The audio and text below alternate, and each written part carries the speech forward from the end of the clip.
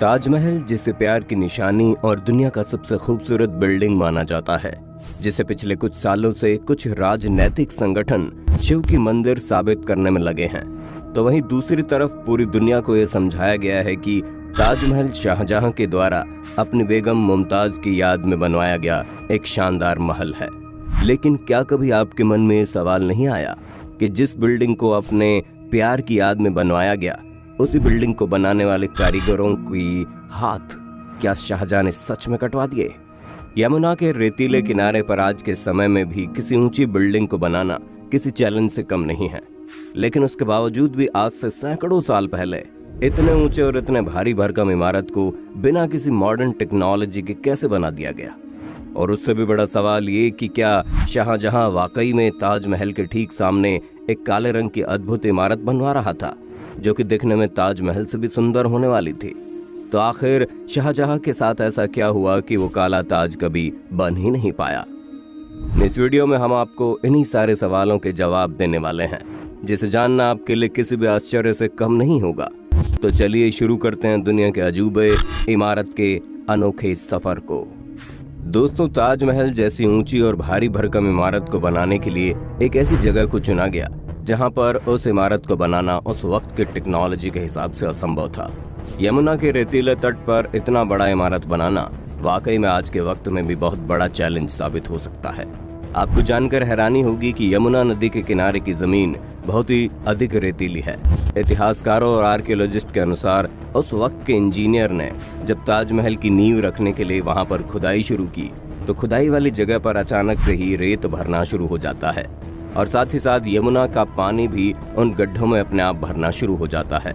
उस वक्त के इंजीनियर ने शाहजहां को इस इमारत को बनाने के लिए किसी और जगह को चुनने के लिए कहा, लेकिन शाहजहां पहले से ही सोच बैठे थे कि उनके प्यार की याद में बना वो इमारत यमुना नदी के किनारे पर ही बनी होनी चाहिए। उसके बाद उस वक्त के इंजीनियर ने यमुना के उसी रेतीले जमीन पर गड्ढा करना शुरू कर दिया और उस वक्त के मजदूरों ने तब तक गड्ढा किया जब तक उस रेतीली जमीन के नीचे ठोस जमीन नहीं मिल पाई। ठोस जमीन मिलने के बाद उस जगह पर और गहरा गड्ढा खोदा गया और उसके बाद बड़े बड़े पत्थर, कंक्रीट, लोहे के साथ साथ गारे जैसी चीजों को भरकर उस नींव को एकदम ठोस बना दिया गया और अब यमुना के उस रेतीली जमीन पर एक ऐसी मजबूत नींव तैयार हो चुकी थी जिस पर ताजमहल से भी ऊंचा बिल्डिंग बनवाया जा सकता था। आपको जानकर हैरानी होगी कि उस वक्त के इंजीनियर ने ताजमहल की नींव में खास तरीके की लकड़ी का प्रयोग किया था। उस लकड़ी में जितना पानी पड़ता था वो लकड़ी उतनी ही मजबूत होती चली जाती थी। यही वजह थी कि ताजमहल की नींव और मजबूत हो चुकी थी। यकीन मानिए, आज की एडवांस टेक्नोलॉजी भी इस तरह के तरीकों का इस्तेमाल के बारे में सोच भी नहीं सकता, जो आज से सैकड़ों साल पहले इंजीनियर ने सोचा और किया। उसके बाद शुरू हुआ उस नींव के ऊपर ताजमहल जैसी इमारत को खड़ी करने की कहानी। तस्वीरों या फिर असल में देखने पर ऐसा लगता है कि उस इमारत को पूरे तरीके से संगमरमर के पत्थर से बनाया गया है, लेकिन आपको जानकर हैरानी होगी कि ताजमहल को संगमरमर से नहीं बल्कि उस वक्त मिलने वाले सामान्य पत्थरों के इस्तेमाल से ही उस इमारत को खड़ा कर दिया गया। जब इमारत पूरे तरीके से तैयार हो गई, तब उसके बाद उसके ऊपर संगमरमर और तमाम तरह के चमकीले पत्थर को चढ़ाया गया। ये तरीका बिल्कुल वैसा ही था जैसे आपके घरों में भी घर बनाने के बाद टाइल्स बिछाए जाते हैं, लेकिन उस वक्त उस संगमरमर को बिछाने का तरीका आज से बहुत अलग था। उस वक्त उन संगमरमर और चमकीले पत्थरों को काटने के लिए सिर्फ और सिर्फ एक पतले तार का प्रयोग किया जाता था, जिसे कई घंटे तक घिसने के बाद एक मजदूर एक पत्थर को अच्छी तरह से काट पाता था। आपको जानकर हैरानी होगी कि आज के वक्त में भी जब ताजमहल में कहीं मेंटेनेंस की जरूरत पड़ती है, तो मजदूर वहीं सैकड़ों साल पुराने तरीके का इस्तेमाल करके ताजमहल की मरम्मत करते हैं। ताजमहल की मरम्मत करने के लिए किसी भी तरीके की मॉडर्न टेक्नोलॉजी का इस्तेमाल नहीं किया जाता है। और मॉडर्न टेक्नोलॉजी का इस्तेमाल आखिर कोई करे भी क्यों? भारत में पत्थरों पर नक्काशी करने का हुनर तब से है जब साल की गिनती भी शुरू नहीं हुई थी। आज भी भारत में तमाम ऐसे मंदिर मौजूद है जो साल शुरू होने से पहले ही बनाए गए थे, और उन मंदिरों के पत्थरों पर हुई नक्काशी को देखकर दुनिया भर के वैज्ञानिक हैरान रह जाते हैं। संगमरमर लगाने के बाद ताजमहल के ऊपर कई तरह के बेशकीमती पत्थरों से सजाया गया। ताजमहल के अंदर और बाहरी दीवारों पर लगे रंग बिरंगे पत्थर उस वक्त चीन, अफगानिस्तान, तिब्बत, श्रीलंका, पंजाब और अरबी देशों से मंगवाए गए थे। ये सभी ऐसे पत्थर थे जिनकी कीमत उस वक्त बहुत अधिक हुआ करती थी। दूसरी बात यह कि हमें कई जगहों पर पढ़ने को मिलता है कि शाहजहां जब जिंदा थे तो वो ये चाहते थे कि ताजमहल के ठीक सामने यमुना नदी के उस पार एक और ताजमहल बनना चाहिए जो कि काले रंग का दिखाई दे। लेकिन क्या ये बात सच है? क्या वाकई शाहजहां उस सफेद संगमरमर वाली बिल्डिंग के आगे एक काले चमकीले महल को खड़ा करना चाहता था? कई इतिहासकारों ने लिखा है कि जब शाहजहां ने ताजमहल बनवाना शुरू किया था तो उसने अपने खजाने का ढेर सारा पैसा उस इमारत के पीछे पानी की तरह बहा दिया। अब इमारत पूरी तरह से बना भी नहीं था कि उसके खजाने का अधिकतर पैसा गायब हो चुका था। उससे और खजाने का अधिकतर पैसा खर्च किया जा चुका था।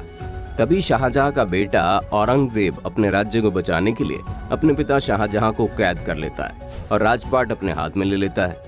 आपको जानकर हैरानी होगी कि उस वक्त शाहजहां ने ताजमहल के पीछे 4 करोड़ से भी ज्यादा का खर्चा कर दिया था, जिसकी तुलना आज के वक्त में करें तो ये कीमत 5700 करोड़ से भी ज्यादा की आएगी।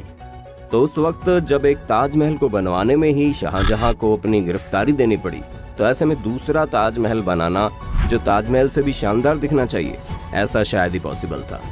कुछ इतिहासकारों ने लिखा कि दूसरे ताजमहल का काम शुरू भी हो गया था। इसी बात को प्रूफ करने के लिए एक अमेरिकन रिसर्चर ने उस जगह पर 10 सालों तक खोज की, लेकिन उसे ऐसा एक भी सबूत नहीं मिला जिससे ये बात साबित हो सके कि सामने के ताजमहल के ठीक सामने यमुना के उस पार एक और काला ताजमहल बनाया जा रहा था। जिससे एक बात तो साबित हो जाती है कि ये महज एक झूठी कहानी हो सकती है जो इतिहास के साथ छेड़छाड़ करने वाले लोगों ने बनाई हो। खैर दोस्तों, आपको क्या लगता है, क्या वाकई उस वक्त शाहजहां ने ऐसा कुछ सोचा होगा और ऐसा कुछ करने का आदेश दिया होगा? आप कमेंट करके बताइएगा। एक बात और जो ताजमहल से जुड़ी बातों में सबसे अधिक चर्चा का विषय बनती है वो ये कि शाहजहां ने जब ताजमहल को बनवाया तो ताजमहल बनाने वाले सभी कारीगरों के हाथ काट दिए गए थे ताकि पूरी दुनिया में ऐसी कोई इमारत दोबारा न बन पाए। दोस्तों, आपको बता दूं ये बात महज एक अफवाह है। इस अफवाह को किसने और कब उड़ाया ये किसी को भी नहीं पता। आखिर प्यार के नाम पर जिसने इतनी सुंदर बिल्डिंग खड़ी करवा दी हो वो ऐसी क्रूरता कैसे कर सकता है?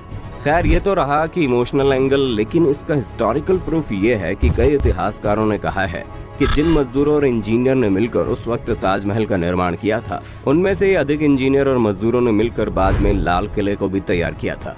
अब आप सोच सकते हैं कि अगर उन मजदूरों के हाथ कटवा दिए गए होते तो क्या दिल्ली में बना लाल किला कभी तैयार हो पाता?